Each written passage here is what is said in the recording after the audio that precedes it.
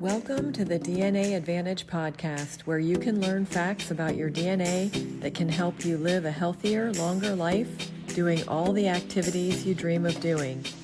If you want to gain more control over your health and the factors that influence it, you're in the right place.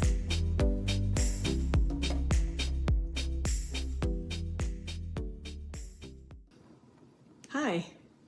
Today, I wanted to run through some really important details about the topic of stress. I think we all, at some point or another, if not consistently, deal with stress. And my goal today is just to highlight some of the areas we can improve so that we can reduce the effects of stress. Both short-term and long-term, we can deal with impacts, and we want to make sure that we're approaching things with a strategy that we can actually make a difference and not just accept the consequences. Stress is definitely something that we can't avoid. It's not a consistent thing. We can deal with stress at certain times of our lives, certain events, and sometimes it's even a positive thing. So positive stress, when we're excited about some changes, let's say we're building a new house or we're doing something super exciting, there are stressors that are involved in that, but it is something that our bodies need to ebb and flow through that process of stress so that we're not in that heightened stress all the time. Chronic stress can change our gene expression, and it's important to recognize that because a lot of times when we think of stress, we think of it as imposed on us and it's more of an external factor, and we don't think about what it actually does to us and how it can impact us more long term. So it's important to think about the expression of our genes and how it can result in symptoms. Things like anxiety and depression and post-traumatic stress disorder are things that can result after a stressful situation in our lifetime. It could be at a young age, and then some of the symptoms of the stress can surface later. Because again, the expression of our genes, like the production of BDNF, can be reduced, and then over a period of time, that can actually impact how we're feeling. It's important to recognize that gene expression, including methylation, is something that can be altered by stress. And methylation is really important because what we're looking at is a cascade effect. When we look at stress can draw down certain nutrients. So it can draw down our magnesium, it can draw down our B vitamins. It's using up certain resources within our bodies at a more rapid pace, and our bodies need to be able to maintain a certain level to deal with the stress. So if we're not replenishing it appropriately in the time of stress and beyond, then that can have a greater impact on our health. Stress can also damage our DNA by decreasing telomerase enzyme, and telomerase enzyme helps to replenish our telomeres. If you think of a shoelace and you've got that end cap on a shoelace, that is what we think of telomeres as, is that end cap on the end of every DNA strand. And when those become eroded, then our DNA strands shrink, or they become smaller. They erode down to a smaller length. Once it becomes short enough, then that DNA strand typically dies, or that cell dies, or it becomes pro-inflammatory. And that can affect other genes and other functions in our body. So often we see a connection between inflammation and certain health conditions, certain diseases even. And so we don't want to allow for inflammation to take over and become dominant in our bodies. I'm sure many of you have heard about telomeres in relation to aging. We look at aging and the disease process linked together when it comes to telomeres, because when they start to die or they become pro-inflammatory, they're not doing their job as much. Either producing an enzyme or a protein is what the DNA is typically contributing to. And so they're not as efficient, and that can cause more signs of aging, and it can certainly lend itself to disease, especially when we're dealing with long-term effects of stress. I don't want anybody to feel defeated and think of stress as being something that is going to undermine us no matter what. What we need to do is we need to look at what we can do on a regular basis to actually support our health and counteract the stress. When we look at things like balancing your diet, as we talked about before, genes rely on certain nutrients. So we need to make sure that we're eating a balanced diet to replenish those nutrients to have support for the function of those genes. One of the other things that we want to think about when it comes to stress, it seems like when we are in a stressful time, our ability to resist impulses can be lowered. It's interesting because stress will lower our executive function, and that is essentially what causes us to falter and do things we wouldn't normally do. Also, stress can lead to neuropeptide Y, and that production triggers intra-abdominal fat and the development of more fat in the abdominal region. When we talk about cortisol and stress, we need to appreciate what that can do to our fat cells. It's an influence that we have. And when we start to realize that we're either really stressed out at work or we're dealing with a family crisis, something is going on, we're not going to bed early enough, which is then causing cortisol to raise. We are not doing things to calm our systems and give our bodies a chance to actually reset, then this is what can develop. And we don't want to let that go. Every day, if we can commit to balancing our diet and having certain nutrients, when we do a DNA assessment, we can understand what specifically our bodies need for the greatest level of health. But even if you haven't, we know what a balanced diet is in general. So you can do that. The next thing you want to do is get adequate sleep. So adequate being quality and the right time frame. Because again, if we're really stressed and we know that we have taxation on our system right now, we really need to go to bed earlier, like around 10 p.m. if at all possible, because between 10 p.m. and 1 a.m. is when our cortisol resets. And we want to have the opportunity to reset that every day, ideally, because we want to be able to start the next day fresh. And then our stress level doesn't continue to just stay so heightened. We want to reset through positive behaviors and lifestyles. So getting quality sleep is really important. Another thing is to clear your mind. Being able to give your body and your brain all of the signals that you're safe, you're content, and you're comfortable. I used to own a wellness center called Peak Brain Performance.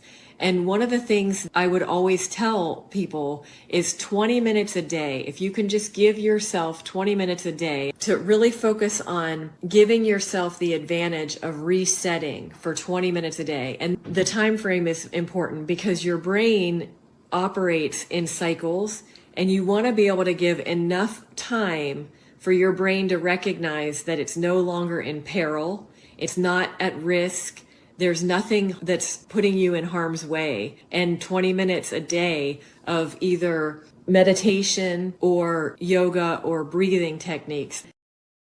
I've had so many clients over the years tell me that they don't know how to meditate, and I completely relate to that. Before I started meditating, there was no way I could get out of my own way mentally to meditate. In those instances, you could do things like breathing techniques. It's really just a matter of pacing your breath and being able to do a slow 4 count of breathing in, fully filling your lungs, holding it for 2 seconds, and then breathing out for a count of 6. Everyone has a different rhythm. That's the rhythm that I feel comfortable with because I want to make sure I'm expelling all of the air and getting that out. So you're breathing in for a count of 4, holding for a count of 2, and exhaling for a count of 6, holding for a count of 2, and then repeating. Let's say that you're picking up the kids and you're in your car, or you're running errands and you're stopped at the next store, or you're sitting at your desk and you're in between calls. You could do that for 2 minutes and it would benefit you. But you want to give yourself 20 minutes a day in a relaxed state. So giving yourself the ability to just allow everything to move around you, everything to happen beyond you, the before and the after, you're right here. It doesn't matter what's before, it doesn't matter what's after. In your day, you are here and you're doing that relaxation technique, whether it's breathing, meditation, or yoga, or something that you find relaxing. Watching TV is not relaxing. I understand your body's not moving and doing things, but your brain is processing whatever's on TV.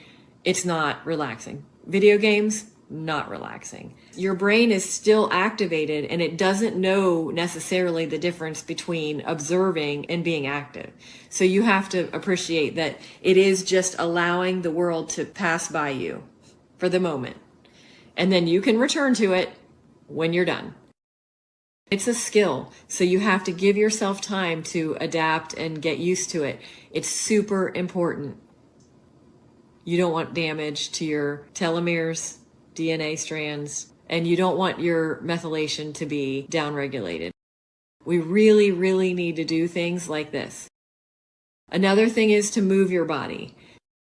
We want to be able to have the appropriate levels of dopamine and serotonin.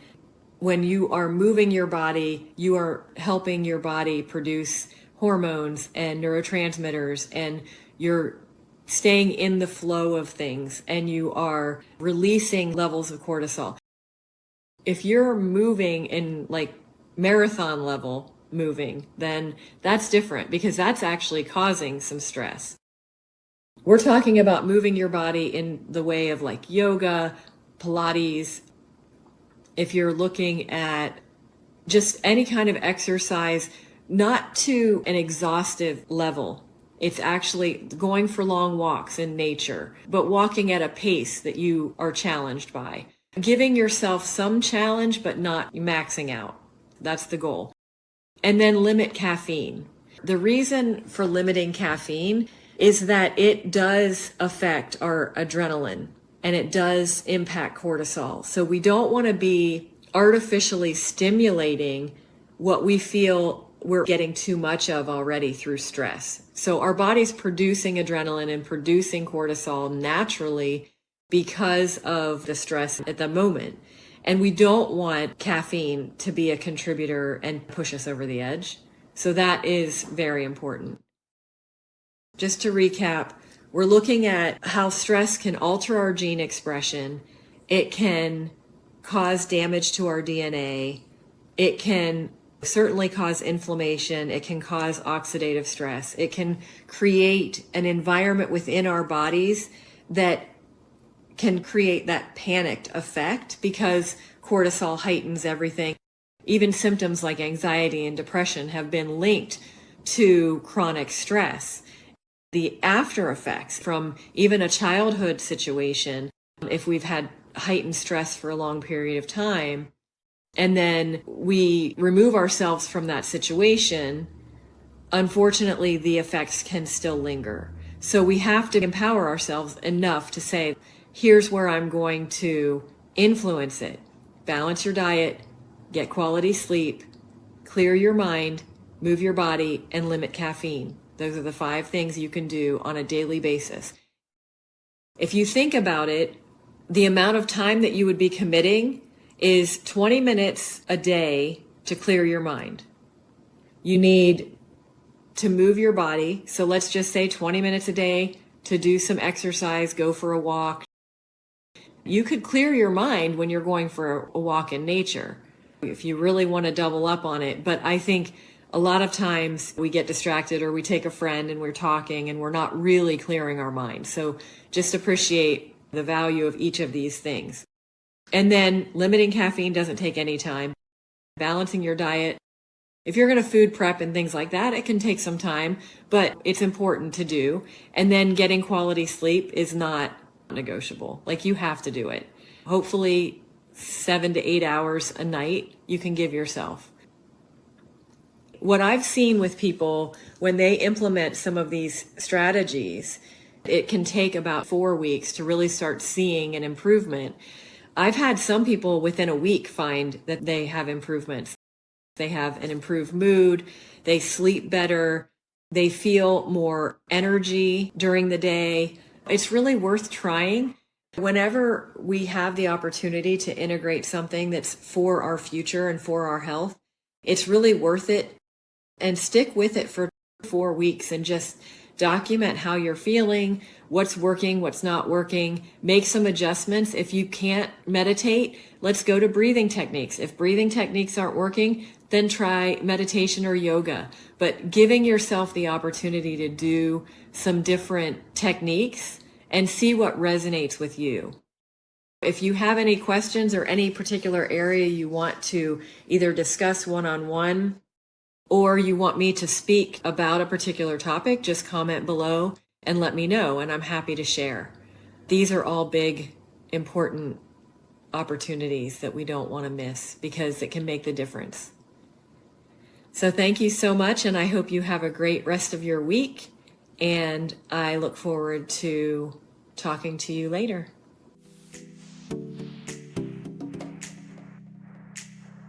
Thanks so much for joining me to learn about DNA health. If you enjoyed this episode, please subscribe and leave a review. If you'd like to join my free community where we delve into more details about DNA, just click Community below.